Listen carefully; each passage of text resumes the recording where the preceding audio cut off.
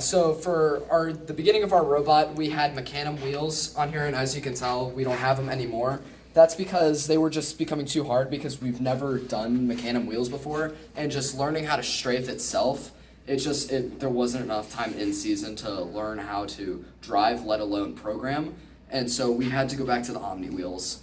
And we have this front left wheel that keeps falling off. I don't know if you guys wouldn't have noticed this in our actual videos, but we have a wheel that keeps on falling off, and we believe it's because of the axle, because the axle sizes was offset compared to all the other ones, so it wouldn't stay in the motor, so it would just fall out. And at first we started off with actually 4 motors for our drivetrain, but the thing was, it was too crowded and we didn't have enough room, because if you see over here with our intake system, there just is no room for motors under here. So we had to take those off and go back to 2 motors with our wheels. All right, so obviously we need the arm to pick up the wobbles to score a lot of things in the, throw the wobble, whatever. Anyhow, start that over. So obviously a very important part of the game and the scoring is the arm to pick up the wobble and various things like that.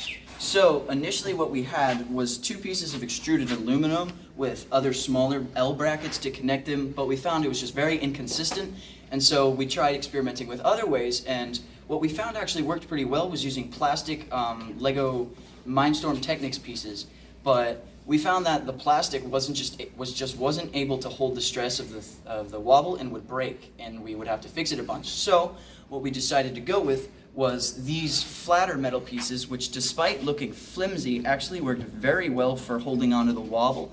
And very consistently, the metal pieces didn't bend at all, and it worked very well. So now about the intake. This intake, we first started off with some sprockets. They were different sizes, but because of the sprocket, it would destroy our game pieces, which we did not want to do because that is bad. So we found some spools and we added weed whacker thread to them so that they would pick up the rings, and then these wheels will push them up to this first flywheel. This first flywheel is attached to a slower motor so it does not shoot it out, but it causes momentum and more compression here with this bar so that it has energy. Once it passes through this flywheel, it goes to the second flywheel where compression is still being added, and then it will then enter our rail.